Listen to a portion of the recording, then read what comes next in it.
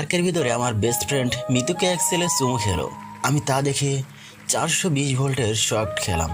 আমি পেছন থেকে গিয়ে মিতুর চুলের মুঠে ধরে ঠাস করে দুটো চর মেরে দিলাম। ওকে মারা দেখে ছেলেটি ভয়ে লাফ মেরে উঠে এক দৌড় মেরে পালিয়ে গেল। মিতুও আমার সাথে মারামারি করতে শুরু করে দিল। তবে ওর চুলের মুঠি আমার হাতের মধ্যে থাকায় ওকে চর মারতে আমার একটু সুবিধাই হলো। মিতু শুধু ওর বড় বড় আঙুল দিয়ে আমাকে খামচিয়ে গেল। মারামারি শেষ। তুই কোন সাহসে আমার গায়ে হাত তুললি এতিমের বাচ্চা? বেস্ট ফ্রেন্ডের অধিকারে, সাহসে নয়। নিখুচি করেছে তোর ফ্রেন্ডশিপের। দাঁড়া, আমি এক্ষুনি ভাইয়াকে ফোন করে সব বলছি। আমার গায়ে হাত তুলিস, তোকে আমি জেলের ভাত খাইয়ে ছাড়বো। যে এতিম তার আবার কিসের জেলের ভয়? বাইরে থাকলে তো দুমুঠো খাবারের জন্য কত কষ্ট করতে হয়। তার থেকে জেলে গেলে ভালো হবে, অন্তত খাবারটা পাওয়া যাবে। তুই আমার গায়ে হাত তুললি কেন? অপুর সাথে না মিশতে আমি তোকে এর আগেও অনেকবার নিষেধ করেছিলাম, কিন্তু তুই আমার কথাই শোনস নাই। ওর সাথে মিশে পার্কে বসে চুমাচুমি করছিস। আমার বিএফের সাথে চুমাচুমি করব না কি করব সেটা আমার পার্সোনাল ব্যাপার। ও তোকে নয়, তোর দেহকে ভালোবাসে, তোর বাবার টাকা পয়সাকে ভালোবাসে। অনেক মেয়ের সাথে ওর সম্পর্ক আছে। ওর নামে আর একটাও বাজে কথা বলবি না। তোর মতো 10টা ছেলে ওর বাসার চাকর। এতিমের বাচ্চা, তোকে আমি মাথায় তুলে ফেলেছি, তাই আজ তোর এত বড় সাহস হয়েছে আমাকে মারার। নির্লজ্জ বেহায়া কোথাকার, যত ইচ্ছে গালি দে। আর শোন, আমি তোকে শুধু বেস্ট ফ্রেন্ড না, ভালোবাসি। এই নে তোর ভালোবাসার উপহার। আমি গালে হাত দিয়ে দাঁড়িয়ে থাকলাম। মিতু আবারও আমাকে চড় মেরে চলে গেল। আমি জানি মিতু আমার উপর রাগ করে এসব বলেছে। ও কখনো ওর ভাইকে ফোন করে এসব বলবে না, কেননা এর আগেও অনেকবার ওর সাথে আমার মারামারি হয়েছে। আর ওর ভাই সব জেনেও আমাকে কিছুই বলবে না, কেননা ওর ভাইয়ের জীবন বাঁচাতে গিয়ে আমার আপু আজ হাসপাতালে কোমায় পড়ে আছেন। চলুন তাহলে আপনাদের সব কথা খুলে বলা যাক। মিতু যে আমাকে এতিম বলল, আসলে আমি এতিম নয়। এ শহরে একজন নামকরা ধনী ছেলে আমি, কিন্তু আজ আমার আব্বু থেকেও নেই। আমি যখন পেটে ছিলাম, আমার আপুর 5 বছর বয়স, তখন আমার আব্বু আমার আম্মুকে তালাক দিয়ে এক ধনীর মেয়েকে বিয়ে করে নেন। এরপর একদিন আম্মু আমাকে জন্ম দিয়ে চলে যান না ফেরার দেশে। আমাকে কোলে করে নিয়ে আমার আপু মানুষের ধারে ধারে ভিক্ষা করে বেরিয়েছে। আমার বয়স যখন 5 বছর, তখন আমার আপু মানুষের বাসায় কাজ করে এনে আমাকে খাইয়েছে। এভাবেই আপুর কাছে আমি মা বাবার আদরের বড় হয়ে থাকি।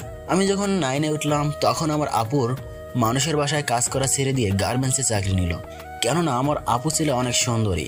বাসায় কাজ করতে গেলে অনেকে খারাপ নজর দিত। একদিন এসএসসি পরীক্ষায় A+ পেয়ে আমি খুশিতে বাড়ি ফিরে দেখলাম আপু বাসায় ফিরে নাই।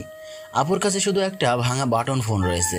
আমি পাশের বাসায় গিয়ে একটা ফোন চেয়ে আপুকে ফোন দিতে এক ছেলে মানুষ ফোন ধরে হ্যালো বলল। আপনি কি? আমার আপুকে দিন।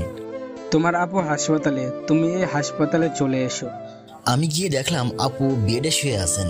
ওর পুরো মাথার চুলগুলো কেটে ফেলে সাদা কাপড়ের ব্যান্ডেজ করা। আমার আপুর কি হয়েছে? মিতুর ভাই বলল আমাকে, সন্ত্রাসীর হাত থেকে বাঁচাতে গিয়ে তোমার আপু গুলি খেয়েছে। আমি মিতুর ভাইকে গিয়ে বলতে লাগলাম, আপনার জন্য আমার আপুর এমন হয়েছে। আমার আপুর কিছু হলে আমি আপনাকে ছাড়বো না। আপু ছাড়া আমার আর কেউ নেই। মিতুর ভাই এসে আমাকে বুকের সাথে জড়িয়ে ধরে বলল, কে বলেছে তোমার কেউ নেই? আমি আছি। তোমার আপুর ভালো হতে যত টাকা লাগবে সব টাকা আমি দিয়ে চিকিৎসা করাবো। আমার জীবন বাঁচাতে তোমার আপু নিজের জীবন উৎসর্গ করতে দ্বিধাবোধ করেনি, আর আমি এগুলো করতে না পারলে আমাকে আল্লাহ কোনোদিনও ক্ষমা করবে না। ডাক্তার এসে একটা রিপোর্ট দেখে জানালেন, উনি কমায় চলে গিয়েছেন।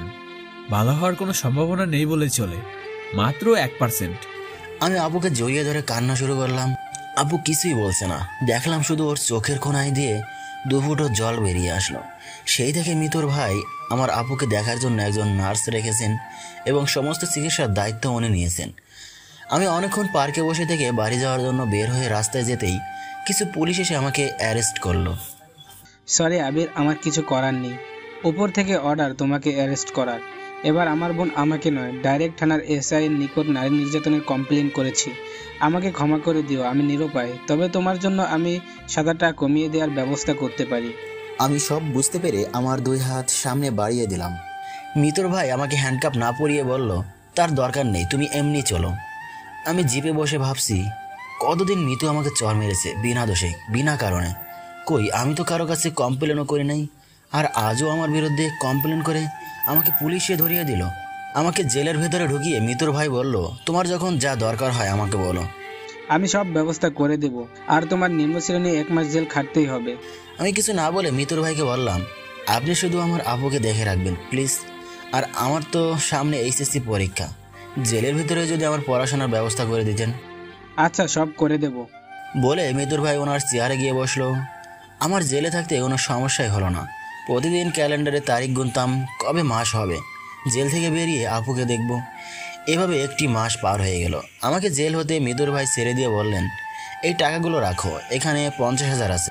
আমি না নিতে চাইলেও জোর করেই আমাকে দিল। আর কতদিন মানুষের লাথি খুশি খেয়ে বাঁচবে? এবার জীবনে কিছু করো। অবশ্যই কিছু করব। তবে আমার পরীক্ষাটা হয়ে যাক আগে।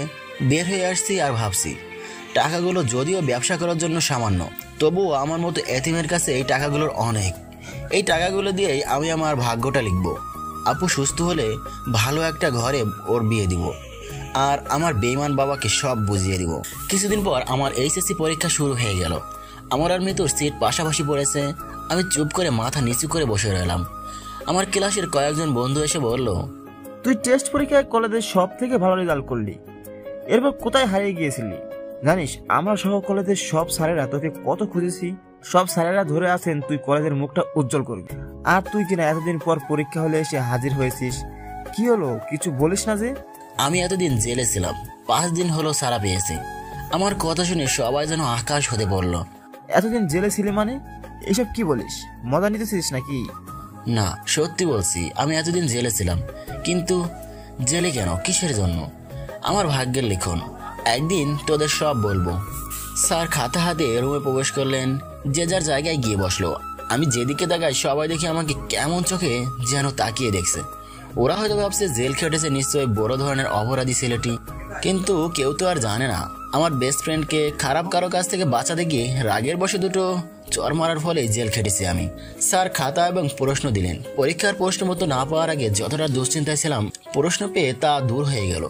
শুরু করে দিলাম লেখা। সবার আগে আমি উঠে দাঁড়িয়ে গিয়ে, স্যার অতিরিক্ত পেজ লাগবে বলতেই স্যার সহ পুরো রুমের ছাত্রছাত্রী আমার দিকে তাকালো। এত তাড়াতাড়ি অতিরিক্ত পেজ নিব শুনে এক স্যার এসে আমার খাতাটা উল্টে পাল্টে দেখলো। আমি ভাবছি স্যার এমন করছে কেন। পুরো খাতা দেখলেন, পরে আমাকে খাতা দিলেন। এই অতিরিক্ত পেজ নেওয়ার পর থেকেই আমার যত সমস্যার সৃষ্টি হয়ে গেল। স্যার তো নকল করছি ভেবে পাশে এসে পুরো 5 মিনিট দাঁড়িয়ে থেকে লেখা দেখলেন, আবার হঠাৎ ঘাড়ে হাত রাখলেন। আমি তো ভয় পেয়ে গিয়ে স্যারের দিকে তাকাতেই উনি বললেন, good boy, carry on. Sir চলে গেলেন। তারপর পরপর 3 বার পেছন থেকে কেউ কলমের লেপ দিয়ে পেছনে খোঁচা মারলো। আমি হালকা ঘাড় ঘুরিয়ে তাকাতেই মিতু বলল, 2-এর ক নম্বরের প্রশ্নের উত্তরটা কি হবে রে এতিমের বাচ্চা? ঘাড় ঘুরিয়ে নিয়ে আবার লিখতে শুরু করলাম। একটু পরও আবার আমাকে খোঁচা মারলো। 5-এর খ নম্বরের উত্তরটা বলা যাবে এতিমের বাচ্চা? এভাবে প্রায় প্রতিটি পরীক্ষা মিতু আমাকে ডিস্টার্ব করতো।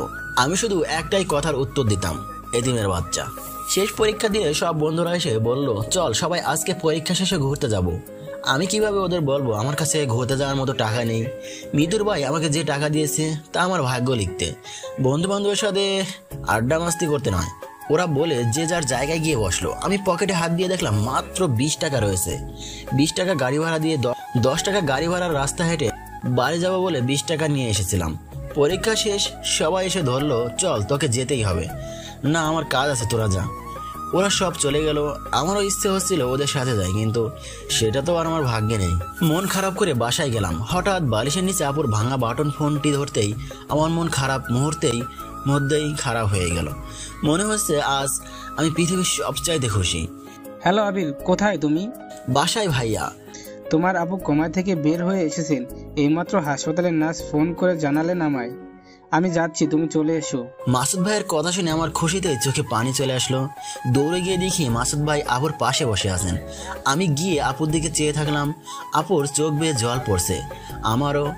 ডাক্তার এসে জানালেন, আপনার ভাগ্য অনেক ভালো, আপনার ভালো হওয়ার কোনো সম্ভাবনা ছিল না, কিন্তু আল্লাহ পাকের দোয়ায় আর এই মানুষটার জন্য আজ আবার আপনি সুস্থ জীবন ফিরে পেলেন। আচ্ছা, আমি তাহলে আসি। মাসুদ ভাইয়া চলে যাবে কি? আপু আমাকে ওনাকে ডাকতে বললেন। আমি ডাকতেই মাসুদ ভাইয়া আবার আসলো। আপু ওনার এক হাত ধরে কান্না ভেজা কণ্ঠে বললেন, আপনার এই ঋণ আমি কোনোদিনও শোধ করতে পারবো না। এভাবে বলছে কেন? আমার জন্যই তো তুমি এমন অবস্থায় পতিত হয়েছিলে। নিজের জীবন হতে কয়েকটা বছর হারিয়ে ফেলেছো। আমি ঋণী তোমার কাছে। চলো আমার গাড়ি করে তোমার বাসা অবধি গিয়ে দিয়ে আসি। আপুকে নিয়ে আমি পেছনে বসে আছি আর ভাবছি মাসুদ ভাইয়া সত্যি মানুষ নয়, ফেরেশতা। এমন একটা মানুষের হাতে যদি আমার আপুটাকে তুলে দিতে পারতাম, তাহলে ভাই হিসেবে আমার আপুটাকে শ্রেষ্ঠ উপহার দেওয়া হতো আমার। বস্তির এক নোংরা জায়গায় গাড়ি থামাতে বলায় মাসুদ ভাইয়া অবাক হয়ে বললেন, এখানে গাড়ি থামাতে বললে যে? এই বস্তিতেই থাকি, একটু ভেতরেই আমাদের বাসা। বাসা অবধি আপনার গাড়ি যাবে না। গাড়ির থেকে নেমে আমরা চলে আসতেই উনি আমাদের ডেকে বললেন, কোনো সমস্যা বা প্রয়োজন হলে জানাইও, ইনশাল্লাহ নিজের সর্বোচ্চটা দিয়ে পাশে থাকবো। আপু মাথা নাড়ল, উনি চলে গেলেন। আমি আর আপু আমাদের বাড়ি চলে আসলাম। কয়েকদিন পর আপু আর আমি বসে থেকে প্ল্যান করছি কিভাবে আমাদের এই পরিস্থিতিটা বদলানো যায়। আপু বলল, আমরা আগে যেখানে থাকতাম ওখানে বাড়ি ফিটে বিক্রি করে দেই, যা হবে আর তোর কাছে যা আছে তা দিয়ে আমরা টাকাগুলো কাজে লাগিয়ে দেই ভাই। আপুর ওই জমিটা বিক্রি করে সর্বোচ্চ 30,000 টাকা পাওয়া যাবে। এই দিয়ে কিভাবে কি করবো আমরা? ভাই আমার ওই 30 আর তোর কাছে এই 50 দিয়েই আমরা একদিন ভাগ্যটা এমনভাবে লিখব যা হয়তো কেউ স্বপ্নেও ভাবতে পারবে না। কি করব আমরা? দীর্ঘদিন আমরা গার্মেন্টসে কাজ করার অভিজ্ঞতা আর আমার সাথে কাজ করা কিছু চেনা জানা মানুষ নিয়ে ছোট্ট একটা ওয়ার্কশপ দিয়েই আমরা আমাদের যাত্রাটা শুরু করব ভাই। আপু কি করতে চাইছে আমার মাথায় ঢুকলো না। আপু কিছু বুঝলাম না। আমরা প্রথমে পুরনো কয়েকটি সেলাই মেশিন কিনবো, তারপর কিছু গার্মেন্টস কর্মীদের পার্ট টাইম এখানে কাজ করার জন্য সংগ্রহ করব। এরপর আমরা ছোটখাটো কাজ করব এবং খুব সূক্ষ্মভাবে কাজ করব। আপু তাহলে মাসুদ ভাইকে আমাদের জানানো উচিত, ওনার থেকেও কিছু পরামর্শ নেওয়া উচিত, কি বলিস? এমনিতেই আপু আসার পর থেকে আমি যখন মাসুদ ভাইয়ের সাথে কথা বলতাম তখন আপু শুধু ওনার কথাই বলতো। উনি কেমন আছে জানতে চাইতো। আজ আবার ওনার কথা বলাতে আপু অনেক খুশি হয়ে গেল। আচ্ছা তাহলে তুই ফোন করে ওনাকে বল আমরা গিয়ে এক জায়গায় বসি। আমি ফোন দিলাম, উনি আমাদের এক রেস্টুরেন্টে যাওয়ার কথা বললেন। আপু দেখছি সেই সাজুগুজু করছে। আমার কিছুটা শকড হলো। আপু আগে থেকে মাসুদ ভাইয়ের সাথে পরিচিত নেই, ওনাদের মাঝে কোনো সম্পর্ক আছে মনে করে আমার শকড হলো। আপুকে গিয়ে বললাম, আপু এত সাজুগুজু ব্যাপার কি? ওনার সামনে আমরা যাব, একটু তো সাজুগুজু করতেই হবে। আপু উনি যদি তোর প্রেমে পড়ে যায়? চুপ, তুই অনেক দুষ্টু হয়ে গেছিস। চল এখন। আপু তোদের মাঝে আমি গিয়ে কি কাজ? তুই একাই যা, দিব একটা চর। চল বলছি। আপু আমার হাত ধরে নিয়ে গেল। রেস্টুরেন্টে বসে আমি ওদের দুইজনের মাঝে বাধা হয়ে বসে থাকলাম। মাসুদ ভাইয়ের দৃষ্টি বলছে আমি যেন উঠে যাই, ওনার শুভ দৃষ্টিতে আমি যেন বাধা হয়ে আসি। আমি একটা বাহানা নিয়ে উঠে যেতে আপু আমার হাত ধরে চেপে ধরলো আর ছাড়লই না। মাসুদ ভাইয়ের সাথে সব কথা শেষ। উনি আমাদের পুরনো সেলাই মেশিন কিনে কাজটা যত তাড়াতাড়ি পারি শুরু করে দিতে বলল। উনি হঠাৎ একটা কার্ড বের করে দিয়ে বললেন, মিতুর বিয়েতে তোমরা দুজন অবশ্যই আসবে, কিন্তু এ নাও কার্ড।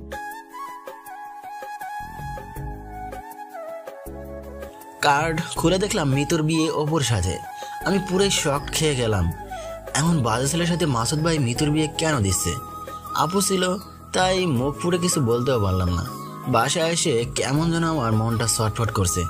মনে হচ্ছে একসময় যখন এতিম বলে কেউ আমার সাথে মিশতো না, আর আজ মিতু তার জীবনটা একটা মানুষরূপী অমানুষের হাতে তুলে দিতে বসেছে। ওর বেস্ট ফ্রেন্ড হিসাবে আমার কি কিছুই করার নেই? অবশ্যই আছে। ওর চোখ থেকে অন্ধের পাটিটা তুলে ফেলতে হবে, যে করেই হোক এই বিয়েটা ভাঙতেই হবে। মাসুদ ভাইয়াকে দিলাম ফোন, উনি ফোন ধরলেন না।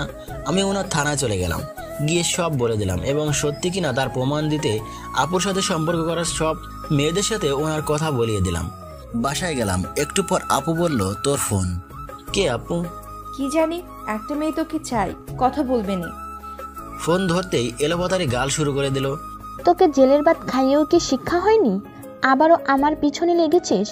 তোর জন্য ভাইয়া অপুর সাথে আমার বিয়েটা ক্যান্সেল করেছে আর অপুকে জেলে পুরে দিতে বলেছে। অপুর যদি কিছু হয়?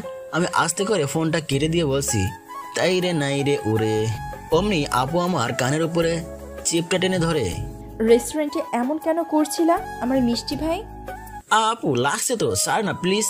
তোর আর মাসুদ ভাইয়ের শুভ দৃষ্টিতে সমস্যা হচ্ছিল, তাই তো আমি চলে আসতে চাচ্ছিলাম। আপু আমার টিপস ছেড়ে দিয়ে কিছুক্ষণের জন্য নীরব হয়ে গেল। কি হলো আপু? ভাই তুই যে স্বপ্ন দেখছিস সেটা তো অবাস্তব কিছু। ওনার স্ট্যাটাসের সাথে আমরা কি যাই? আমরা কোথায় এতিম? দুমুঠো খাবারের জন্য কত কষ্ট করতে হয়। আপুর চোখ বেয়ে জল পড়লো। সরি আপু, আমি তোকে কষ্ট দিয়ে ফেললাম। আরে না, যা হাত মুখ ধুয়ে আয়, খাবি। আপু খাবার বাড়তে চলে গেল। আজ আমার সন্দেহ দূর হয়ে গেল। আপু মাসুদ ভাইকে শুধু পছন্দ নয়, ভালোবাসে। খাওয়া দাওয়া শেষে আপু আর আমি আবার বসলাম পরিকল্পনা করতে। আপু বলল, কাল আমাদের সব ব্যবস্থা সেরে ফেলতে হবে ভাই। পরের দিন আমি আর আপু সেলাই মেশিনগুলো কিনে একটা রুম ভাড়া করে সেখানে স্থাপন করলাম। এবার আমাদের দক্ষ কর্মী খোঁজ করার পালা। আবার বের হয়ে পড়লাম কর্মী খুঁজতে। আপুর পরিচিত সবার সাথে কথা বললাম, সবাই রাজি হলো কাজ করতে। আমাদের বাসায় ফিরতে সন্ধ্যা হয়ে গেল। আমি আর আপু এক হোটেলে ঢুকিয়ে কিছু নর্মাল খাবার খাচ্ছি। হঠাৎ দেখলাম অপু সহ ওর খানেক বন্ধু বান্ধব হোটেলে প্রবেশ করলো। আপু, এখান থেকে চল। কি বলিস, খাবারগুলো রেখে না খেয়ে চলে যাবে নাকি? বস, খেয়ে যাব। তাহলে তোর ব্যাগে যে মাস্ক আছে ওটা আমায় দে। আপু ওর মাস্কটি বার করে দিল। আমি তাড়াতাড়ি করে মাস্কটি পরে নিলাম। খেয়াল করলাম পেছনের টেবিলে বসা অপু সহ ওর বন্ধুরা আপুকে নিয়ে বাজে বাজে মন্তব্য করছে। আমার রাগে মাথা গরম হয়ে গেল। বিষয়টা আপু বুঝতে পেরে আমার হাতটি ধরে নিল, বিল পে করে বের হয়ে গেল। আমি আর আপু রাস্তা দিয়ে চলে আসছি। হঠাৎ একটা জিপ আমাদের রাস্তা আটকে দাঁড়ালো। তুই কি মনে করেছিস আবিরের বাচ্চা? তোকে আমি হোটেলে চিনতে পারি নাই? হোটেলে সিসি ক্যামেরা ছিল, তাই কিছু না বলে তোদের বাইরে বের হতে বাধ্য করেছি। সেদিন তো আমার সামনে আমার জানেমানটাকে চড় মেরেছিলি, আমার বিয়েটাও তুই ভোগে পাঠিয়ে দিয়েছিস। তোকে কি আমি এমনি এমনি ছেড়ে দেবো বল? মালটা কি তোর গার্লফ্রেন্ড নাকি? দেখতে জোশ মায়েরই। অপুর কথা শুনে আমার চোখ দুটো লাল হয়ে গেল। আমার সামনে আমার বোনকেও মাল বলল। আমি ওকে মারতে যাব। আপু আমার হাতটি ধরে বলল, চল, তোকে ছেড়ে দিচ্ছি, মালটাকে আমাদের হাতে তুলে দে, চলে যা তুই। দেখ অপু, তোর রাগ আমার ওপর। আমার জন্য আমার আপুকে নিয়ে বাজে মন্তব্য করবি না। তোর যত রাগ আমার ওপর ছাড়। তুই তো এতিমের বাচ্চা, তোকে মারলে সুসু মেরে হাত গন্ধ করা হবে, আর তোর অপুকে নিয়ে গিয়ে আদর দিলেই তোর আসল শিক্ষা হবে। অপু আমার হাত ধরে একটু টান দিয়ে চোখ মানে চেয়ে বলল, ভাই আর একটু এই কথাগুলো সহ্য কর, ও আসছে, আমাদের কোনো ভয় নেই। আমি ভাবছি ওটা কে যে আমাদের আজকে বাঁচাবে। অপুর কয়েকটা বন্ধু এসে আমাকে কিল ঘুষি মারলো। আমি মাটিতে পড়ে থাকলাম। আপুকে নিয়ে ওরা জিপে করে চলে যেতেই পুলিশের গাড়ি এসে ওদের ধরে ফেললো। আমি মাটি থেকে মাথা তুলে দেখলাম আপু আর মাসুদ ভাইয়া আমার দিকে এগিয়ে আসছে। মাসুদ ভাইয়া আমাকে টেনে তুললো। তুমি ঠিক আছো তো? আমি ওনাকে ধরে দাঁড়িয়ে বললাম, ভাইয়া। চলো হাসপাতালে। না ভাইয়া, আমি ঠিক আছি। আচ্ছা তাহলে চলো, তোমাদের বাসা অবধি গিয়ে এগিয়ে দিয়ে আসি। ধন্যবাদ তোমাকে এই শয়তানের বাচ্চাটাকে ধরার জন্য। একটা উপযুক্ত প্রমাণ খুঁজছিলাম, আজকে তা পেয়ে গেছি। জেলের ভাত খাইয়ে ছাড়বো এগুলোকে এখন আমি। আমি ভাবছি আপু মাসুদ ভাইয়াকে কখন বলল অপু আমাদের ঘেরাও করেছে, আর আপুই বা কিভাবে সাহায্য করলো। আপু আর মাসুদ ভাইয়া কথা বলতে থাকলো। আমি ভাবলাম 1 মিনিট হাঁটলেই তো বাসা, আমি এগোই, আপু আসুক। আপু চলে আসলেন। বাসায় ফিরে ফ্রেশ হয়ে বসে আছি। খুশি কেন হব আমি আপু? কেন? অপুকে তো আজকে উনি ধরে নিয়ে গেল, তাই তুই খুশি হওয়ার কথা বলছিস? ভাব তো মাসুদ ভাইয়া সময় মতো না আসলে কি হতো। উনি তো আসবেনই, ওনার কথা মতোই তো সব করেছি আমি। মানে কি আপু, কি বলিস তুই এসব? এই দেখ পর। লাবণ্য, কি করো? এই তো একটু কাজ সেরে আমি আর ভাই বাসায় ফিরছি। কোথায় এখন? রোডরাম্মার পাশে। ওহ ভালো, ওখানে একটা হোটেল আছে না, ওখানে গিয়ে তুমি আর তোমার ভাই বসো। কেন? একটা আসামিকে ধরবো, তোমার কিছু সাহায্য লাগবে। কোনো প্রমাণ নেই। এরা এখানে যে হোটেলটা আছে ওখানে প্রতিদিন ড্রিঙ্ক করতে যায়। তুমি ওখানে গেলে ওরা তোমার পিছু নেবে এবং ইপটিজিং করবে, আর এই সুযোগে আমি ওদেরকে অ্যারেস্ট করব। আর ওই ছেলেগুলোর মধ্যে একজন বকাটে আছে যে তোমার বোনকে ফাঁসিয়েছে। পারবে না এই হেল্পটা করতে? পারবো। আপু সোমেরে ফোনটি নিয়ে নিল। কেমন দিলাম ভাই? তুই আমার সাথে কথা বলবি না? কেন ভাই? যদি কিছু হয়ে যেত তোর, আমি কার বোনের আদর পেতাম? কিছু হবে না ভাই, যে মানুষটা আমাদের জন্য এতটা করেছেন ওনার জন্য কি আমরা এতটুকু করতে পারি না বল? মিষ্টি ভাই আমার। আপু একটা কথা বলার ছিল। বল। তুই মাসুদ ভাইয়াকে খালি উনি বলিস কেন? একবারও ওনার নামটি মুখে নিস না, তুই বুঝবি না। যা শুয়ে পড়। আমি শুয়ে শুয়ে ভাবছি, তার মানে আপু মাসুদ ভাইয়ার সাথে মেসেজে চ্যাটিং করে। মেসেজগুলো সবটা না পড়তেই ফোনটা সোমেরে নিয়ে নিল। ঘুমিয়ে পড়লাম। পরের দিন সকাল সকাল ঘুম থেকে উঠলাম, কেননা আজ থেকে শুরু হবে আজ আমার ভাগ্য লিখনের কাজ। 10টি সেলাই মেশিন আর 10 জন কর্মী নিয়ে শুরু হবে আমাদের পথ চলা। জানি না আমরা পারবো কিনা, তবে হাল ছাড়তে আমরা রাজি নই। 10 জনের ভিতরে 7 জন কর্মী আসলো। আপু ওদের নিয়েই কাজ শুরু করে দিলেন। প্রথম এক সপ্তাহ হাতে তেমন কোনো কাজই পেলাম না। এরপর থেকে শুরু হয়ে গেল মানুষজনের আসা যাওয়ার আমাদের ওয়ার্কশপে। অর্ডারের পর অর্ডার বসে থেকে সব হিসাব নিকাশ করতাম, আর আপু সব কিছু পর্যবেক্ষণ করতেন। আপু লেখাপড়া জানতো না, কিন্তু এই কাজ সম্পর্কে ওর ছিল অনপক অভিজ্ঞতা, কেননা এই কাজটি দ্বারাই আমাদের সংসার চলতো একসময়।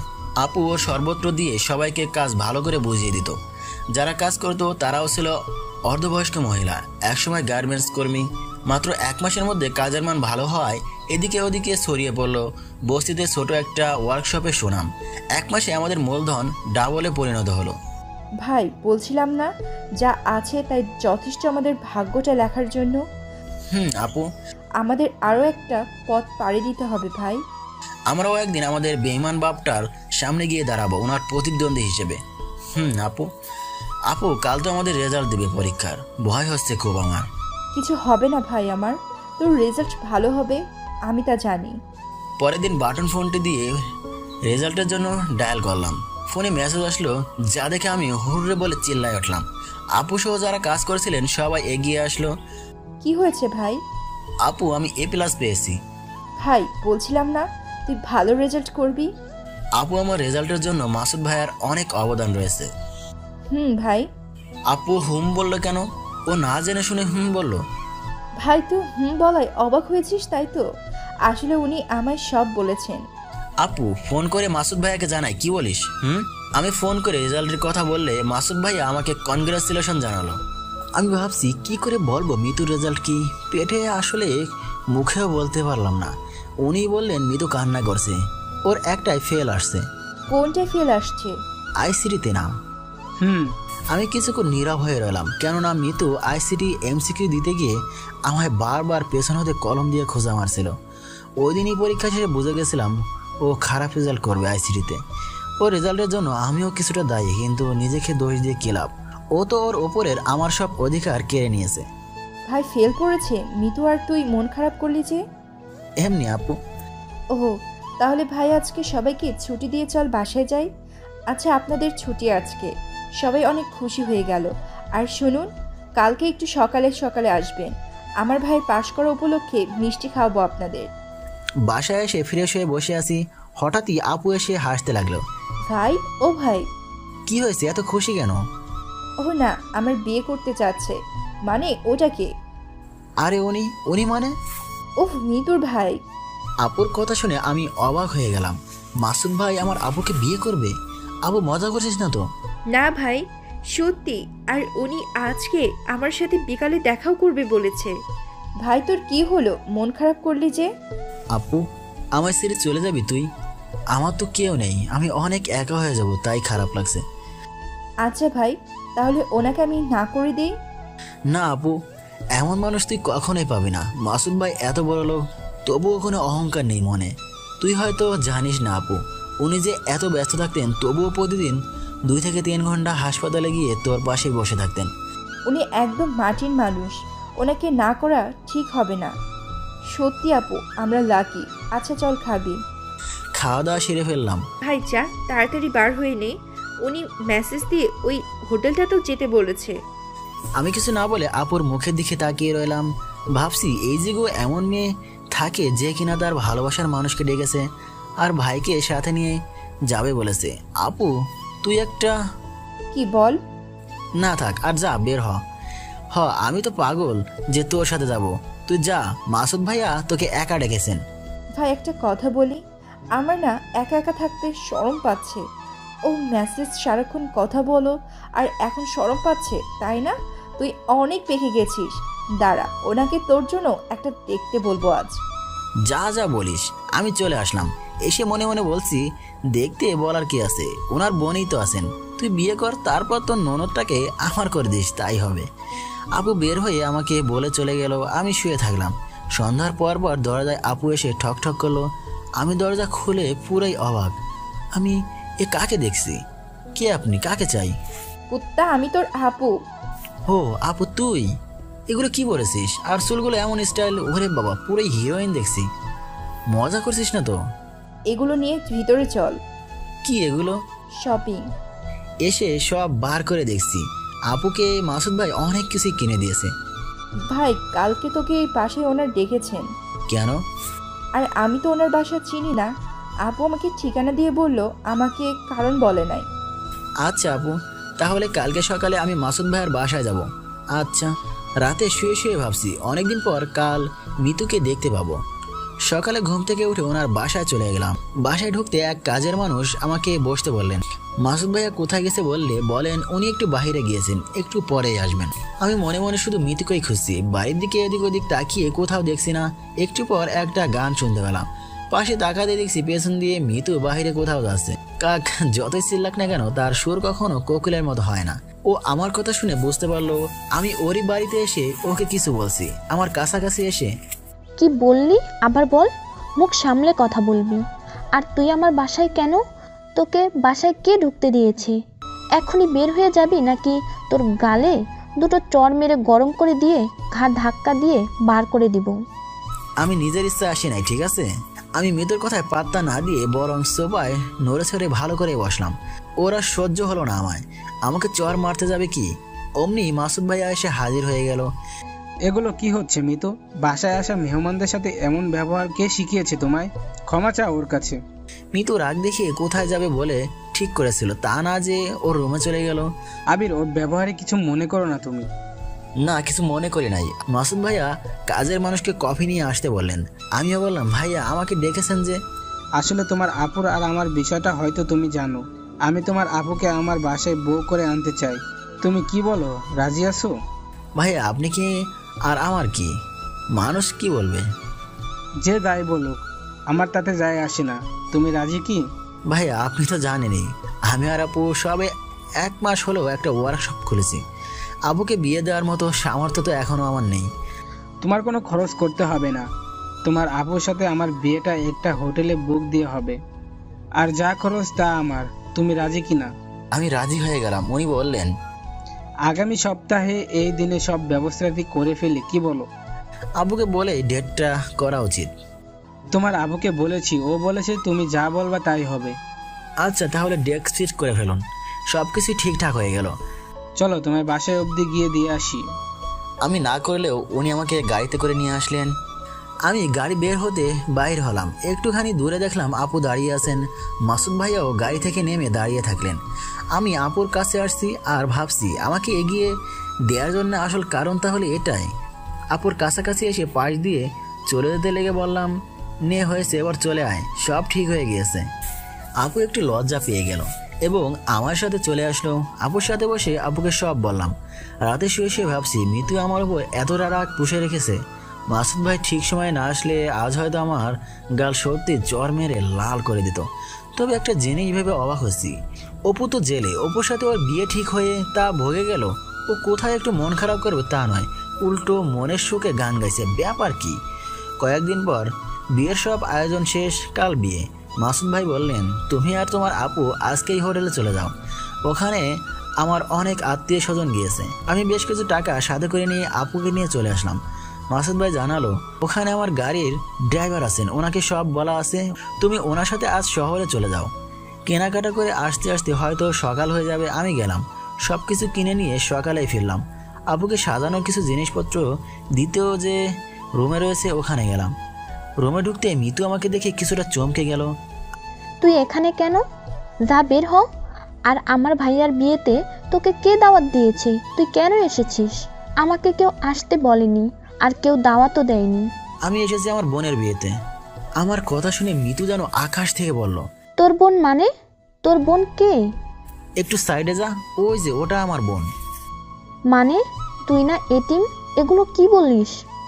মিতু এইদিকে এসো, ও ঠিকই বলছে। আমি ওর বোন। আর তোমার ভাই কি তোমায় বলে নাই আমি ওর বোন? আমি সব দিয়ে বাইরে চলে আসলাম।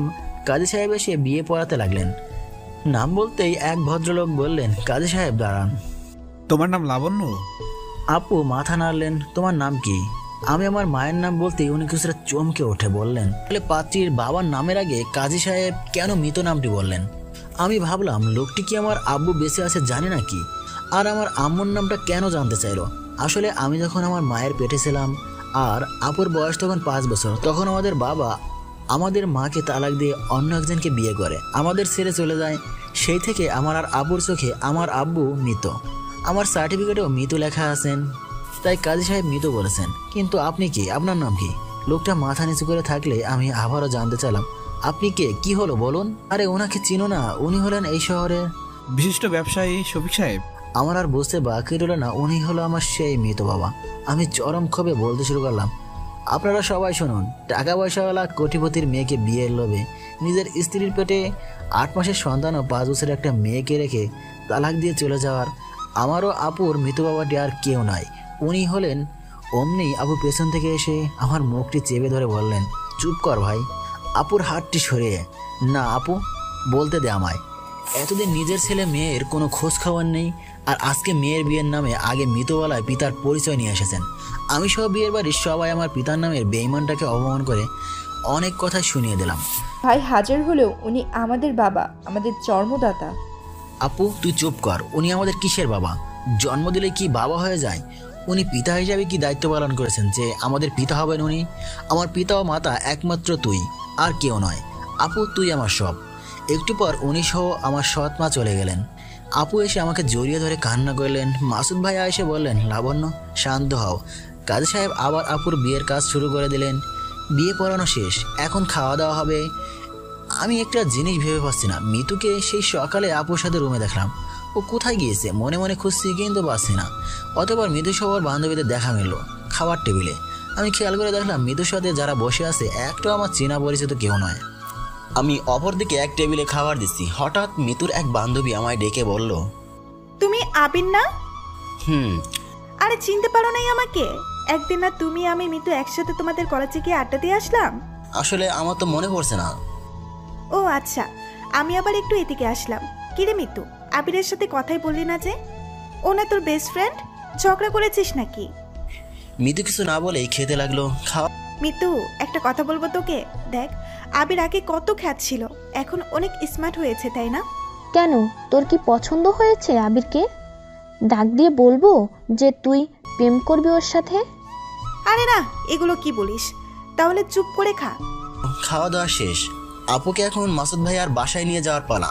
আমি শুধু ভাবছি, আমি এখন বাসায় গিয়ে কি করব, কার সাথে গল্প করব, একা একা কি হয়ে থাকবো, আমায় কে রান্না করে খাওয়াবে? কিছু না হতেই কে এসে ভাই ভাই করে ডাকবে। আপু অনেক কান্না করলেন, কিন্তু আমি চাইলেও আপুর মতো চিৎকার করে কাঁদতে পারলাম না। শুধু দু চোখ বেয়ে জল বের হয়ে আসলো। আমি আপুকে বিদায় দিলাম। একে একে সবাই হোটেল হতে বিদায় নিল। আমি বের হয়ে আসছি আর ভাবছি, আপু যখন মেয়ে হয়ে জন্মিয়েছে তখন তাকে পরের ঘরে একদিন না একদিন যেতেই হবে। কিন্তু আজ আমার মনে হচ্ছে আমি যেন সত্যি এতিম হয়ে গেলাম। বাসায় এসে বসতেই আপু আর বাটন ফোনটায় ফোন দিল। অনেকক্ষণ আপুর সাথে কথা হলো, ও অনেক কান্না করলো। আমি কি বলে সান্ত্বনা দেবো তার ভাষা খুঁজে পেলাম না। 2 দিন পর ওয়ার্কশপে সেলাইয়ের কাজ করা সবাই আমার বাসায় আসলো। বাবা, 3 দিন হলো আমরা সবাই কাজ করতে এসে প্রতিদিন ঘুরে যাচ্ছি। তোমরা কি আমাদের দিয়ে কাজ করাবে না? আমরা কি ঠিকমতো কাজ করি না, নাকি আমাদের কাজ তোমাদের পোষাচ্ছে না? আসলে তা নয়, আমার আপুর বিয়ে হলো তো তাই আর কি। ও আচ্ছা, লাবণ্য মামুনির বিয়ে হয়ে গেল। তা বাবা জামাই কি করে? দোলাভাই পুলিশ অফিসার। ও, লাবণ্য মামুনি ভালোই ভাগ্যবতী তাহলে, এমন একটা বর পেয়ে গেল। আপনারা বসুন একটু। আমি ওনাদের 1 মাসের অগ্রিম বেতন দিয়ে দিলাম। ওনারা টাকা পেয়ে এতটা খুশি হবে আমি ভাবি নাই। কেউ কেউ বললো, বাবা এতদিন যে গার্মেন্টসে নিজেদের হাড় ভাঙা পরিশ্রম করলাম, কোনো সময় ঠিকমতো টাকাই পাইনি। আর তুমি আমাদের অগ্রিম বেতন দিয়ে দিলে, আমরাও আমাদের সর্বত্র দিয়ে কাজ করব, কথা দিলাম। আচ্ছা তাহলে কাল হতে আপনারা আবার নিয়মিত কাজ শুরু করেন। ওনারা সবাই চলে গেল। আমি জানি যারা এসেছিলেন তারা সবাই গরিব। 1 মাস পর তো ওনাদের বেতন দিতেই হতো। এখনই টাকা আছে তো তাই দিতে কি সমস্যা কোথায়, তাই দিয়েই দিলাম। এতে ওনারা কাজ শুরু করতে ভালো উৎসাহ হবেন। ভেবেছিলাম নিজের ভাগ্যটা নিজেই লিখবো, কিন্তু আপু এসে সাময়িকদের জন্য আমার সাথে যোগ দিয়ে আমায় সঠিক ও ভালো একটা পথ দেখিয়ে দিয়ে চলে গেল। যাক, নিজের ভাগ্যটা নিজেরই লিখতে হয়, তা বুঝতেই পারলাম।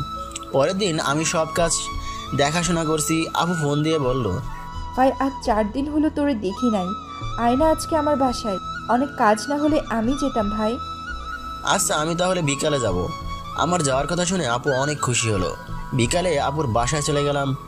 আপুর রুমে যেতেই দেখলাম মিতু আর আপু বসে টিভি দেখছে। আমাকে দেখে মিতু তাড়াহুড়া করে চলে গেল।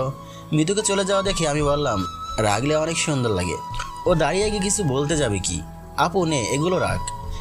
ভাই তুই বস, আমি একটু পরে আপু আমাকে খাবারের টেবিলে নিয়ে গেল। আমি টেবিলে গিয়ে তাকিয়ে ভাবছি এই বাড়িতে শুধু দুইটা কাজের মানুষ, মাসুদ ভাইয়া, মিতু আপু আর ওনার বৃদ্ধ বাবা আছেন, তাহলে টেবিলে এত রকমের খাবার কেন? কি হলো বস? আমি খাওয়ার টেবিলে বসতে ভাবি অনেক ক্ষুধা পেয়েছে, খেতে দাও। বলতে বলতে মিতু আসলো খেতে। ও আমাকে দেখে আবার ঘুরভাগ খেয়ে চলে যাবে। আপু বলল, কোথায় যাচ্ছ, এসো, খাবে না? পরে খাবো, আমার রুমে খাবার দিয়ে রেখো। মুখটা ব্যাখ্যা করে চলে গেল। দেখছিস আপু তোর ননদটা কেমন দেমাগি, আমি খেতে বসেছি দেখে ও খেতে বসে চলে গেল। ওর কথা বাদ দে, তুই খা।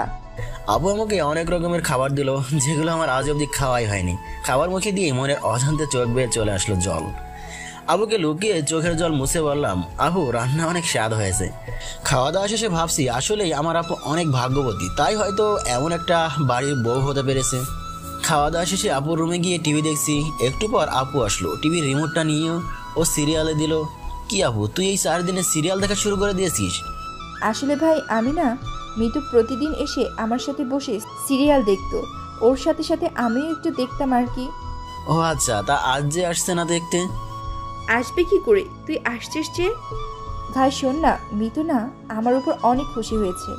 কেন আপু? ওই যে আপু কেমন তা ও তো আমার জন্যই বুঝতে পারছে। ও একটু রাগী হলেও ওর মনটা অনেক ভালো রে ভাই। জানিস না সারাদিন আমার সাথে কত মজা করে। তোর ভাই অনেক রাতে বাসায় ফিরে, ততক্ষণে আমার কাছে এসে বসে থাকে। ওর মনটা অনেক ভালো। আমি আপুর দিকে তাকিয়ে মনে মনে বলছি, আপু তুই তো মাত্র কয়েকদিন হলো ওকে চিনিস, আর আমাদের সাথে ওর কতদিন সম্পর্ক, কিন্তু আপু হঠাৎ মিতুর গুণগান নিয়ে পড়লো কেন? আমি যে মিতুকে পছন্দ করি ও তা জানতে পেরে গিয়েছে নাকি? সিরিয়াল দেখা শেষে আপু বলল, মিতুকে ওর রুমে খাবার দিয়ে আসি, তুই বস। আপু খাবার দিয়ে আসলে জানতে চাইলাম মাসুদ ভাই কখন আসবে। ও বলল ওর আসতে রাত হবে, চল বাসার রুমে তোর থাকার ব্যবস্থা করা আছে। আমি আপুর সাথে গিয়ে শুয়ে পড়লাম। আপু চলে গেল। শুয়ে শুয়ে বলছি, মিসেস মিতু তুমি যতই আমার থেকে দূরে দূরে সরে থাকার চেষ্টা করো না কেন, এবার থেকে 2 দিন পর পর এই বাসায় আসবো আর তোমাকে জ্বালাবো, দেখি তুমি কি করো। এ বাসায় আসার অধিকার এখন আমি পেয়ে গেছি। একটু পর বাইরে মাসুদ ভাইয়ের গাড়ির শব্দ পেলাম। ভাই হয়তো এসে গেছে। আমি পাশের রুমে গিয়ে শুনছি ভাই আপুকে বলছে, কই তোমার ভাইকে যে ফোন করে সকালে আসতে বললে, ও আসে নাই? এসেছে। কোথায় ডাকো, শালাবাবু প্রথম আসলো বাসায়, একটু গল্প করে বসে। ও পাশের রুমে ঘুমাচ্ছে। না ও ঘুমিয়ে গিয়েছে নাকি? তাহলে ডেকো না। ঘুমায়নি, তোমার জন্য বসে থেকে এইমাত্র গেল। ভাই আমাকে শালাবা বলে ডাকলো। আমি উঠে গেলাম। কিছু কথাবার্তা বলার পর উনি বললেন, কালকে তোমরা দুজন আমার সাথে একটু থানায় চলো, তোমাদের আব্বু জেলে। আমি কিছু বলতে যাব কি, আব্বু বলে বসলো, আব্বু জেলে মানে? কি হয়েছে আব্বুর? তোমার সৎমা আর ওনার বাবা, তোমার আব্বুর দ্বিতীয় পক্ষ ও ছেলে মেয়ে রয়েছে জানতে পেরেছেন। তোমার আব্বু ওনাদের মিথ্যা কথা বলা ও সব গোপন রাখায় ওনাকে চোরের অপবাদ সহ আরো কিছু মিথ্যা মামলা দিয়ে পুলিশে ধরিয়ে দিয়েছেন। তুমি আমার আব্বুকে জেলে দিতে পারলে? আমার হাত আইনে বাঁধা। আপু এত অস্থির ও কান্না করছে কেন? ওনাকে জেলে দিয়েছে তো কি হয়েছে? উনি তো আমাদের কাছে মৃত। বুঝলাম না আমি। ওনার যেমন কর্ম তেমনই ফল পেয়েছেন। আপুর কান্নাটা বেড়েই গেল। মাসুদ ভাইয়াও আমি আপুকে সান্ত্বনা দিয়ে আমি রুমে চলে আসলাম।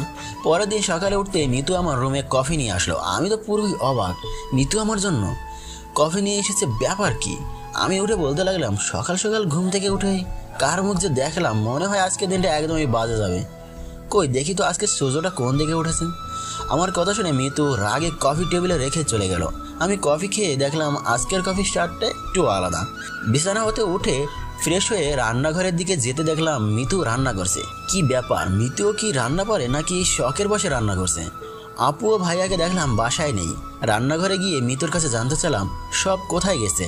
ও আমার কথা শুনেও না শোনার ভান করলো। আমি আবারও বললাম, তবুও না শোনার ভান করলো। ইচ্ছে করছিল কাছে গিয়ে ওই দিনের মতো চুলের মুঠি ধরে 2টা চর বসিয়ে দিই। মাসুদ ভাইয়াকে ফোন দিলে উনি ফোন উঠাচ্ছে না।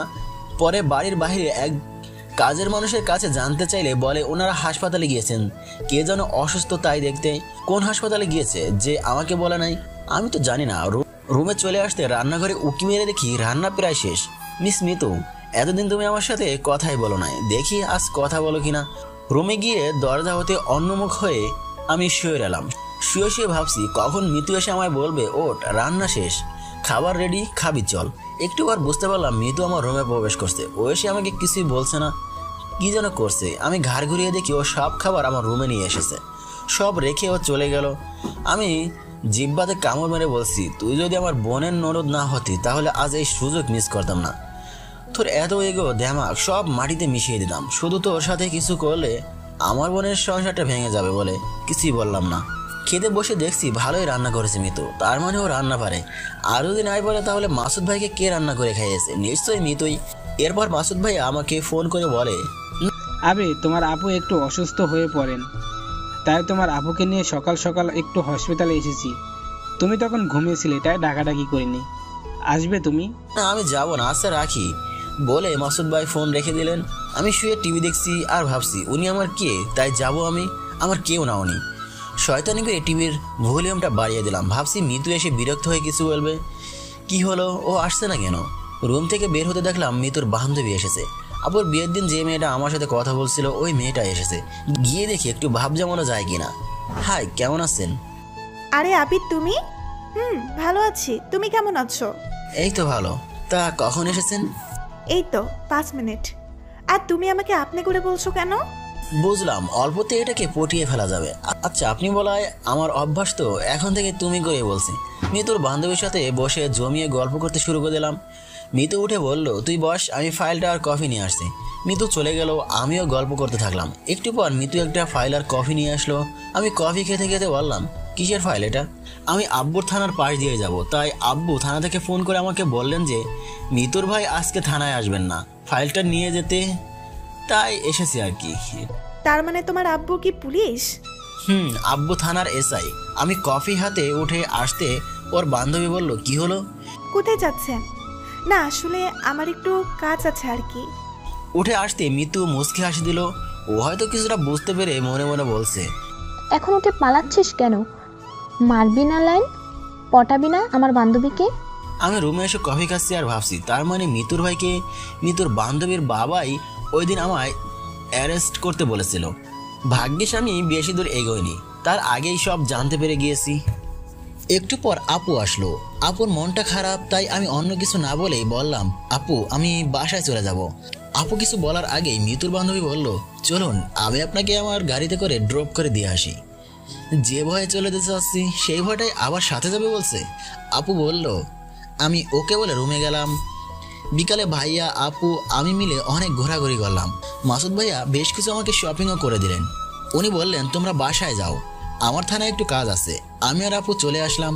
কিছুক্ষণ পর আপু এসে আমাকে খাওয়ার জন্য ডেকে নিয়ে গেল। আমাকে খেতে দিয়ে বলল, ভাই তুই খা, আমি মিতুকে ডাকি ও খেয়েছে কিনা। আপু চলে গেল।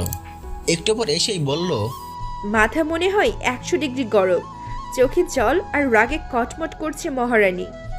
আমি বললাম, কেন আপু কি হয়েছে? ওই যে আমি তুই আর তোর ভাই ঘুরতে গেছিলাম মিতুকে নিয়ে, বলি নাই ওর সাথে নিয়ে যায়নি, তাই মনে হয়। আমার খাওয়া প্রায় শেষের দিকে দেখলাম মিতু এসে খেতে বসলো।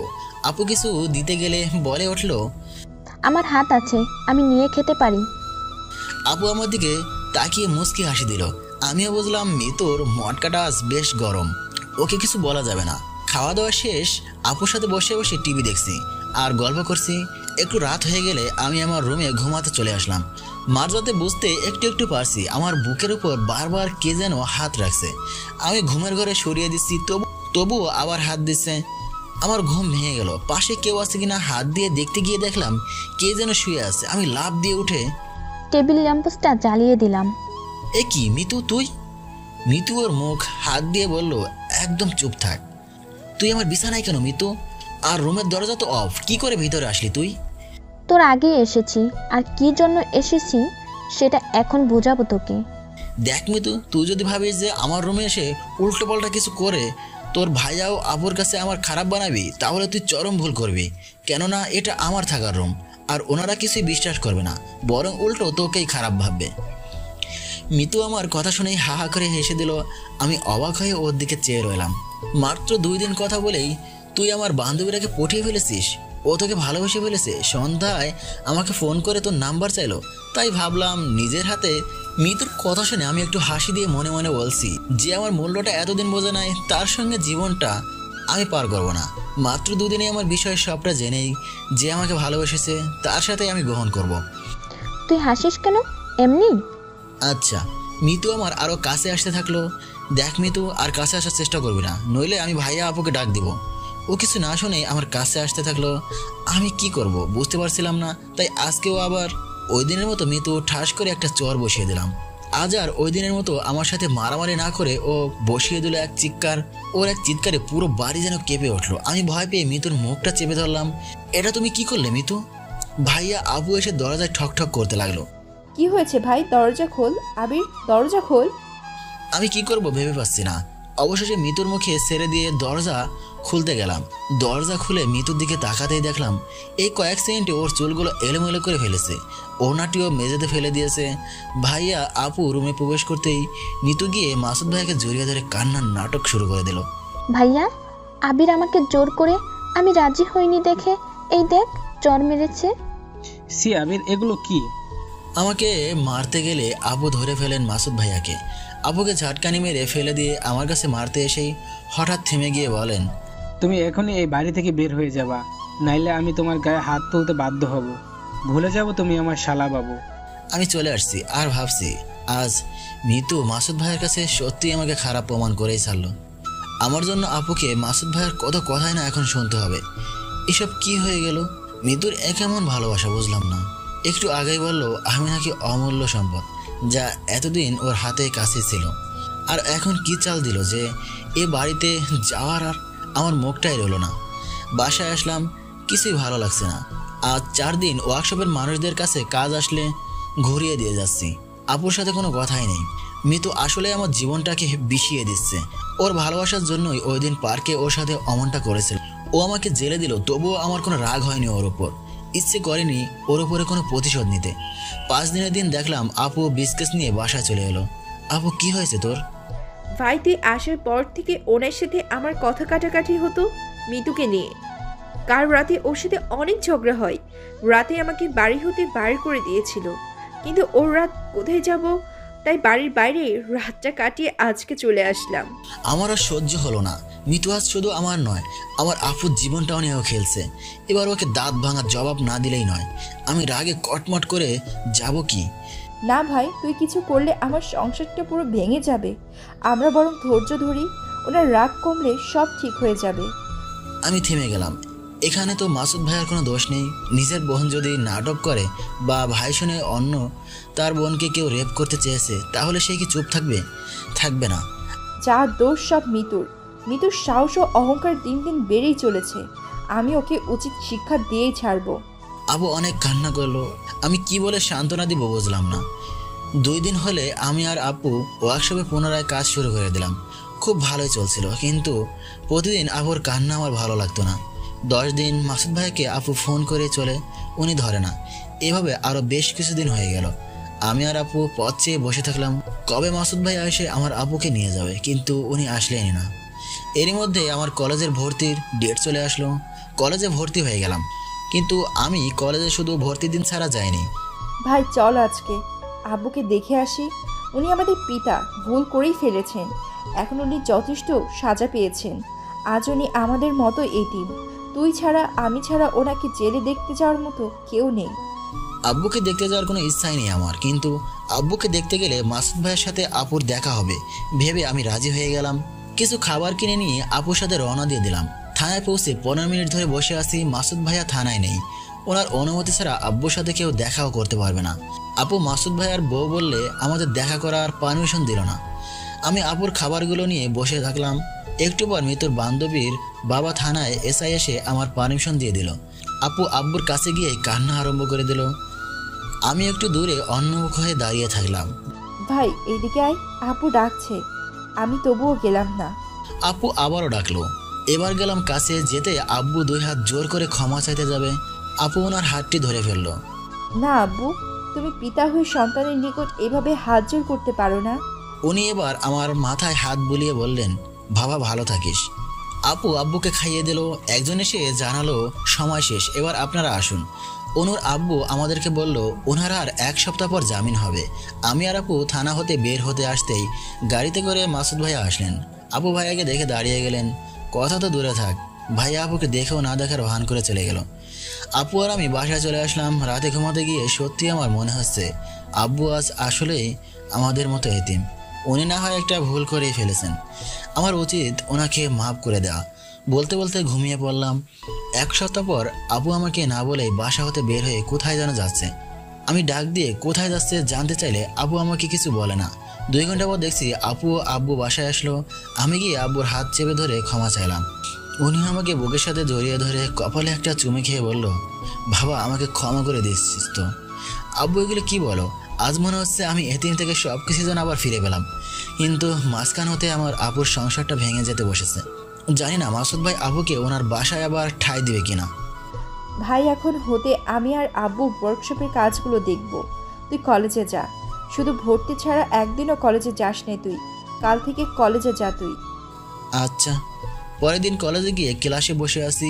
একটু পর মিতু ও অনু দুজনে একসাথে ক্লাসে ঢুকতে দেখে আমি অবাক হয়ে গেলাম। ভাবছি অনু না হয় আমার সাথেই পড়তো, ও এই কলেজে ভর্তি হয়ে আমার সাথেই পড়তে পারে, কিন্তু মিতু কেন এই কলেজে এসেছে? একটু পর স্যার ক্লাসে আসলেন। নাম কল করলে মিতু প্রেজেন্ট করলো। আমি আরও অবাক হয়ে গেলাম, মিতু ফেল, পরে কিভাবে আমার সাথে আবার পড়তে পারে? স্যার চলে গেলে অনু এসে আমার কাছে বসে গল্প করতে লাগলো। মিতু তা দেখে সহ্য হলো না, ও বাইরে চলে গেল। সব ক্লাস শেষে অনু গাড়িতে আমাকে কিছুটা পথ এগিয়ে দিল। আমি এবার নেমে বাসায় যাচ্ছি আর ভাবছি এবার ভালো হবে। মিতু তোর ভাই পুলিশ আর অনুর বাবা এসআই, তুই কার সাথে কমপ্লিট করিস তাই দেখবো। অনুর সাথে ভালো বন্ধুত্ব করে ওর বাবা অবধি পৌঁছে তোর নাকে মুখে দৌড়ে দিয়ে ঘোরাবো। বাসায় চলে আসলাম। এসে একটু ফ্রেশ নিয়ে বসে বসে ভাবছি মিতু কিভাবে আমার সাথে পড়তে পারে বা কলেজে একই ক্লাসে ভর্তি হলো। সেটা তো আমি আপুর কাছে জানতে চাইলেই সব জানতে পারবো। একটু পর দেখলাম আপু একটা বাজার ভর্তি ব্যাগ হাতে নিয়ে বাসায় ফিরলেন। আপু আমাকে দেখে জানতে চাইলো, ভাই কলেজ হতে কখন ফিরলি? এই তো আপু একটু আগে। ও আচ্ছা, তাহলে তুই একটু বস, আমি রান্নার কাজটা সেরে ফেলি। রান্না করে খেয়ে আবার আব্বুর জন্য খাবার নিয়ে যেতে হবে। আপু রান্না করছে আর আমি গিয়ে ওর পাশে ঘুরঘুর করছি, যার জন্য মাসুদ ভাই আপুও আমাকে বাসা থেকে বের করে দিল। আমি তার কথাই আপুর কাছে কিভাবে জানতে চাইবো, বুঝতেছি না। আপু যদি আবার বিষয়টা অন্যভাবে নিয়ে বসে। ভাই কিছু বলবি? না আপু, তোর রান্না করা দেখবো তাই আর কি। আপুর কাছে জানতে চাইলাম না, ভাবলাম ওনার কাছে সব জেনে নেব। আপুকে রান্নার কাজে সাহায্য করলাম। রান্নার কাজ শেষ, হাত মুখ ধুয়ে এসে আপু আমি খেতে বসেছি। খাবারের থালা হাতে নিয়ে আপুর দিকে চেয়ে চেয়ে ভাবছি আপু এই 10 দিনটা কতটাই না সুখে ছিল। আজ আমার জন্য আবার এসব খাবার খেতে বসেছে। ওকে নিজের স্বামীর ঘর ছাড়তে হয়েছে। কি হয়েছে ভাই? তখন থেকে তোকে দেখছি কেমন জানি দেখাচ্ছে। আপু আমার জন্য আজকে তোর এই অবস্থাটা হলো, আমার জন্য আজকে তোকে এসব খাবার খেতে হচ্ছে। তোর জন্য কেন হবে ভাই? আমার ভাগ্যে এসব লেখা ছিল, তাই হয়েছে। আর এ বাসায় যখন আমি এমনি বেড়াতে আসতাম তখন কি আমি এসব খাবার খেতাম না বল? ওনার রাগ হয়েছে, রাগটা কমলেই দেখবি আমাকে নিতে আসবেন। কোথায় আমি আপুকে সান্ত্বনা দেবো তা নয়, আপুই আমাকে উল্টো সান্ত্বনা দিয়ে বসলো। খাওয়া দাওয়া শেষ করে আপু আব্বুর জন্য খাবার নিয়ে যাবে। আমি বললাম আপু তুই সকাল থেকে কাজ করে বাজার করে বাসায় ফিরলি, রান্না করে আবার এখন আব্বুর কাছে খাবার নিয়ে যাবি? বরং আমি আব্বুর কাছে খাবার নিয়ে যাচ্ছি, তুই এখন ক্লান্ত, একটু বিশ্রাম কর। খাবারগুলো একটা ব্যাগে করে নিয়ে আমি রাস্তা দিয়ে হাঁটছি।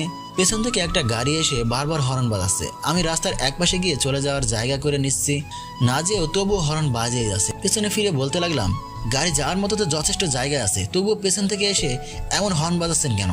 সমস্যা কি আপনার? একটু পর খেয়াল করে দেখলাম আরে এটা তো অনু। কি ব্যাপার আবির, মাথা এত গরম যে? এমনি একটু দুষ্টুমি করেছিলাম আর কি। ও বুঝলাম। কোথায় যাচ্ছ আর ব্যাগে কি? আব্বুর কাছে খাবার নিয়ে যাচ্ছি। ও এসো, আমি এগিয়ে আসি। না আমি হেঁটেই চলে যাব। আরে আমি তো এদিক দিয়েই যাব, আসো তো। উঠে বললাম গাড়িতে। আচ্ছা আবির, খাবার দেওয়ার পর তোমার কি ওইখানে কোনো কাজ আছে? না কাজ তো নেই, তাহলে চলো না খাবার দিয়ে এসে আমরা একটু গাড়িতে করে ঘুরি। না এসব কি তুমি, সবাই দেখলে কি বলবে? কি বলবে? আমরা তো বেস্ট ফ্রেন্ড, আমরা একসাথে ঘুরতে পারি না নাকি? আমি ভাবছি আমি আবার অনুর বেস্ট ফ্রেন্ড হয়ে গেলাম কবে থেকে। প্লিজ প্লিজ চলো না, আমি ওর কথাই রাজি হয়ে গেলাম। আব্বুকে খাবার দিতে আমি ভেতরে গেলাম। ও গাড়ি নিয়ে বাইরে দাঁড়িয়ে থাকলো। খাবার দিয়ে আব্বু বলে ক্যাশ হতে কিছু টাকা নিয়ে আসলাম, কেননা টাকা লাগতে পারে। গাড়িতে এসে বসলাম। অনু আর আমি অনেকক্ষণ ঘোরাঘুরি করলাম। ও বলল চলো এবার আমরা কিছু খাবো। এক দামি হোটেলের সামনে অনু গাড়ি দাঁড় করালো। অনু আমি না খেয়ে এসেছি, আজকে না খাই? অন্য একদিন খাবো নি। মানুষ শুধু খেতে খেতেই কি যায় নাকি? তাহলে চলো গিয়েই বুঝবে। অনু আগে আগে আর আমি ওর পিছে পিছে গিয়ে হোটেলে ঢুকলাম। ওয়েটারকে ডেকে অর্ডার করা শুরু করে দিল। এতক্ষণে বুঝলাম ও কেন আমাকে লিফট দিল। ও হোটেলে নিয়ে আসলো, তার কারণটা কি? আমাকে বলল তুমি খাবে, একটা কিছু অর্ডার করে দাও, কফি হলেও চলবে। আচ্ছা অনু, তোমাকে একটা কথা বলার ছিল। আচ্ছা, আমার জানা মতে মিতু তো ফেল করেছিল, ও কিভাবে আমাদের সাথেই পড়ছে? কেন তুমি জানো না? মিতুর আইসিটিতে 2 মার্কের জন্য ফেল এসেছিল, পরে ও বোর্ড চ্যালেঞ্জ করেছিল, কোনো রকমে পাশ এসেছে আর কি। ও আচ্ছা। আবির, আমরা তো বেস্ট ফ্রেন্ড, সো আমরা তুই করে বললে তোমার কি কোনো সমস্যা হবে? আরে না, সমস্যা কেন হবে? Thank you. নাও এবার খাওয়া শুরু করো। মানে এসব তো তুমি খাবে বলে অর্ডার করলে। আরে না, এগুলো তোমার জন্য অর্ডার করেছি, আর তুমি যা খেতে চেয়েছো আমি তা খাবো। আমি কিছুই বুঝলাম না, অনু এমন করলো কেন? খাওয়া শুরু করলাম, এক হাত দিয়ে খাচ্ছি আর অন্য হাত পকেটে ঢুকিয়ে টাকাগুলো নাড়ছি আর ভাবছি, রক্ষা করো প্রভু, না জানি আজকে কত অপমান হতে হবে। আমার জন্য খাবারগুলো ভেতরে যাচ্ছে না, গলা দিয়ে আটকে যাচ্ছে। খাবার নয়, মনে হচ্ছে অপমান গিলে খাচ্ছি। কি হলো, খাও। আসলে অনু, তুমিও যদি আমার সাথে খেতে তাহলে আরো ভালো হতো আর কি। অনু আমার সাথে খাওয়া শুরু করলো। খাওয়া শেষ, ওয়েটার বিল দিল। 1600 টাকা বিল হয়েছে। আমি জানি আমার পকেটে মাত্র 500 টাকা রয়েছে, বাকি 1100 টাকা কোথা হতে আসবে? বিলের কাগজটা দিয়ে আমি যেন ঘামতে শুরু করে দিলাম। দেখি কত টাকা বিল এসেছে। মাত্র 1600 টাকা। এই নিন বিল। অনু থাক না, আমি বিল দিয়ে দিচ্ছি। অনু আমাকে বাসা অবধি নামিয়ে দিয়ে কাল কলেজে যাব কিনা জানতে চেয়ে চলে গেল। আমি বাসায় এসে দেখছি আপু শুয়ে আছে। আপুর মুখের দিকে খেয়াল করতে লক্ষ্য করলাম ওর চোখের নিচ দিয়ে কালচে দাগ পড়া শুরু করে দিয়েছে। একটু পর এক ব্যক্তি এসে একটা লেটার দিয়ে গেল। আমি খুলতেই যা পড়লাম, সত্যি আমি নিজের চোখকে বিশ্বাস করতে পারছি না। ফেরেশতার মতো একটা মানুষ এটা করতে পারে কিভাবে? আমার মাথায় ঢুকছে না। আমি চেয়ারে বসে পড়লাম। সিডি খুলে দেখি এটা আমার আপুর ডিভোর্স লেটার। মাসুদ ভাই আপুকে ডিভোর্স লেটারে একটা সই চেয়েছেন। আমার মাথাটা যেন ঘুরতে লাগলো। আপু ঘুম থেকে উঠলে আমি ভাই হিসেবে কিভাবে এই কাগজখানা ওকে ধরিয়ে দিয়ে বলবো, আপু ভাই তোকে ডিভোর্স লেটার পাঠিয়েছেন। আপু সারা জীবন কত কষ্ট করে আমাকে মানুষ করেছেন, কত কষ্টই না সহ্য করেছে, কিন্তু আজ কি ওর এই কষ্টটা সহ্য করতে পারবে কি? যে মানুষটার জন্য নিজের জীবন দিতে বসেছিল, ওই মানুষটাও কত কষ্ট করে তাকে ভালো করেছে, এসব ভুলে থাকতে। আমি সিডিটা টেবিলে রেখে মুখে হাত দিয়ে মাথা নিচু করে কান্না করতে শুরু করে দিলাম। এ কি হয়ে গেল? আমার জন্য আপুর এমন মধুর সংসারটা আজ ভেঙে গেল। একটু পর, ভাই তোর কি হয়েছে? তুই এভাবে বসে কাঁদছিস কেন? আমি গিয়ে আপুর পা চেপে ধরতে গেলে ও আমাকে আটকে দিয়ে বলল, আরে এসব কি করছিস? কি হয়েছে বল? আপুর হাত চেপে ধরে ক্ষমা চাইলাম। আপু আমাকে মাফ করে প্লিজ, আজ আমার জন্য তোর। ভাই কি হয়েছে বল। আমি একটু টেবিলের দিকে তাকালাম। আপু বুঝতে পেরে ডিভোর্স লেটারটি পড়তে শুরু করে দিল। আমি মেঝেতে হাঁটু গেড়ে বসে পড়লাম। একটু পর আপুর হাত হতে ডিভোর্স পেপারটি মাটিতে পড়ে গেল। ও বিছানায় চুপ করে বসে পড়ল। আমি গিয়ে ওর 2 পা জড়িয়ে ধরলাম। আপু আমাকে মাফ করে দে, আজ আমার জন্য। আমার মাথাটি আপু জড়িয়ে ধরে বলল, ভাই যে মানুষটার সাথে সারা জীবন কাটাবো ভেবে হাতটা ধরেছিলাম, আজ সে হাতটা এভাবে ছেড়ে দিবে ভাবি নাই। এভাবে আমাকে পর করে দিল ভাই। কি বলবো, কি সান্ত্বনা দেবো, কোনো ভাষাই খুঁজে পাচ্ছি না, শুধু চোখের পানিই বেয়ে যাচ্ছে। ভাই তুই নিজেকে দোষ দিস না, আমার ভাগ্যের লিখন সব। আপুর হাত ধরে বললাম, আপু চলো আমাদের মাসুদ ভাইয়ের সাথে একটু কথা বলা উচিত। ডিভোর্স লেটারটি হাতে নিয়ে আমি আর আপু মাসুদ ভাইয়ের বাসায় ছুটে গেলাম। মাসুদ ভাইয়ের বাসায় পৌঁছে গেলাম। বাসায় ঢুকতেই দেখি মাসুদ ভাইয়া তার বোন মিতু বসে গল্প করছে। আমরা কেন এসেছি আমাদের দেখেই হয়তো উনি বুঝে গিয়েছেন। উনি দাঁড়িয়ে গেল। আপু ওনার একটু কাছাকাছি গেল। অন্যদিকে আমি চোখে জল নিয়ে মিতুর দিকে তাকিয়ে রইলাম। তুমি এটা কি করতে চাচ্ছ? এইভাবে তুমি আমাকে পর করে দিবা? আমার হাতটি এভাবে ছেড়ে দিতে পারবা? মাসুদ ভাইয়া কিছু না বলে আপুর হাত থেকে ডিভোর্স পেপারটি নিয়ে দেখলেন আপু হাতে সাইন করেছে কিনা। আপু সাইন করেনি দেখে উনি নিজের পকেট থেকে একটা কলম বের করলেন। কলম সহ কাগজটা আপুর দিকে বাড়িয়ে দিয়ে বললেন, সাইন করো। আপু কিছু না বলে শুধু ওনার দিকে চেয়ে রইল। আচ্ছা আমাকে ডিভোর্স দিবে ঠিক আছে, কিন্তু ডিভোর্স দেওয়ার আগে কেন দিবে তার কারণটা তো বলে দাও। কারণ জানতে চাস? কারণ হলো তোর সাথে আমার যায় না। তোর স্ট্যাটাস আর আমার স্ট্যাটাস সম্পূর্ণই আলাদা। এখন স্ট্যাটাসের কথা বলছো? বিয়ের আগে তো আমি তোমাকে এসব কথা বলেছি, তখন তো তুমি বলেছো এত কিছু তাড়াতাড়ি ভুলে গেছো সব। না, কিছুই ভুলে যাইনি। তখন তো আমি পুরো আবেগে ভরপুর ছিলাম। বুঝি না যে তোর মতো এতিম মিসকিনের সাথে আমার সংসার হবে না। তুই বউ তো দূরে থাক, আমার বাসার কাজের মেয়ে হওয়ারও যোগ্য না। সাইন করবি নাকি জোর করে সাইন করে নিয়ে ঘাড় ধাক্কা দিয়ে বাড়ি থেকে বের করে দেব? প্লিজ তুমি এইভাবে বলো না, আমি তোমার পায়ে পড়ি। বলে আমি ওনার পায়ে ধরতে যাব, উনি একটু সরে গেলেন। আপু সরে গিয়ে পা চেপে ধরলে আপুকে উনি একটা লাথি মেরে দিল। আমার আর সহ্য হলো না। বেশ অনেক হয়েছে মাসুদ সাহেব, আইন অনুযায়ী আপুর গায়ে হাত তোলার জন্য আপনার আর কোনো অধিকার নেই, কেননা আপনি আপুকে ডিভোর্স দিয়েছেন। আজ যাকে লাথি মেরে কুকুরের মতো জোরে সরিয়ে দিচ্ছেন, মনে রাখবেন তার জন্যই আজও আপনার দেহ প্রাণটা রয়েছে। আপনার জন্যই সে নিজের জীবনটা দিতে বসেছিল। যে বোনকে নিয়ে আজ আপনি এত নড়ছেন, মনে রাখবেন একদিন তার জন্যে আপনার মুখের চুলকানি পড়বে। আর মিতু, আজ তো তুমি খুবই খুশি, তাই না? তোমার মিথ্যা অভিনয়টা তোমার ভাইয়ের চোখে এমনভাবে পটিয়া হিসেবে লেগে গিয়েছে, যা হয়তো আর সরবে না। যেদিন তোমাকে তোমার স্বামী ডিভোর্স করবে, সেদিনই বুঝবে একটা মেয়ে তার স্বামী বিনা দোষে ডিভোর্স দিলে তাদের কি ঠিক কতটা কষ্ট হয়। নে আপু, সই করে দে। আপু ডিভোর্স পেপারে কলম হাতে নিয়ে বলল, না ভাই, ওনাকে আমি অনেক ভালোবাসি, আমি তা পারবো না। আমি তোমাকে কোনো দিনও ডিভোর্স দিব না, ভয় পেও না। কেননা আমি তোমার সামনে এসে কখনো আর স্ত্রীর অধিকার নিয়ে দাঁড়াবো না। শুধু তোমার কাছে আমার একটা অনুরোধ রইল, আমি যেদিন মারা যাব, ওই দিন শুধু স্বামী হিসেবে তোমার পায়ের ধুলোটুকু দেওয়ার জন্য হলেও আমার জানাজায় নামাজে গিয়ে দাঁড়াইও। চল ভাই। মাসুদ সাহেব, যাওয়ার আগে একটা কথা বলে যাচ্ছি। ওই দিন সত্যিই সবটাই আপনার বোনের সাজানো নাটক ছিল। আর হ্যাঁ, একদিন এই এতিম মিসকিন আর এতিম মিসকিন থাকবে না। একদিন ঠিকই এরা নিজেদের ভাগ্যটা লিখবে। আবার ডিভোর্স লেটারটি দিয়ে বাসা চলে আসলাম। এসে দেখি আব্বু বিছানায় বসে রয়েছেন। আপু আমি গিয়ে আব্বুর দুই পায়ে দুই পাশে বসলাম। কি হয়েছে বাবা তোদের? আপু ডিভোর্স পেপারটি আব্বুকে দিল। উনি পড়ে দেখে কিছুক্ষণ চুপ করে থেকে বললেন, তোরা বাসায় নেই দেখে আমি ভাবলাম রান্নার কাজটা আমি সেরে ফেলি। নিজ হাতে রান্না করেছি, চল তোদের দুজনকে আমি আজ খাইয়ে দেবো। আব্বু রান্না করছে শুনে আমি কিছুটা অবাক হলাম। আপু না খেতে চাইলেও আমার আব্বুর জোরাজোরিতে রাজি হয়ে গেল। আব্বু আমাকেও আপুকে খাইয়ে দিচ্ছে। প্রথমবার খাবার মুখে দিতেই এতটা স্বাদ লাগলো যে আমি অবাক হয়ে ভাবতে লাগলাম, আব্বু এত সুন্দর রান্না পারেন। এভাবে বেশ কিছুদিন কেটে গেল। আব্বু এসে একদিন বলল, তুই কলেজে যাস না? তাই প্রতিদিন অনু নামের একটা মেয়ে এসে আমার কাছে কলেজে কোনো যাস না তা জানতে চায়। আজ এসে বলল, আব্বু আমি আর পড়াশোনা করব না, আপু তুমি আমাদের ওয়ার্কশপে কাজ করব। না ভাই, পড়াশোনা বাদ দিস নাই, তুই বরং পড়াশোনার পাশাপাশি একটু আমাদের সাথে থাকিস, তাহলে আব্বু আর আমি পারবো সব দেখাশোনা করতে। আচ্ছা তাহলে কাল থেকে আমি কলেজে যাব। কিন্তু কাল আপু আমাকে আর তোকে থানার এসআই সাহেব ডেকেছেন।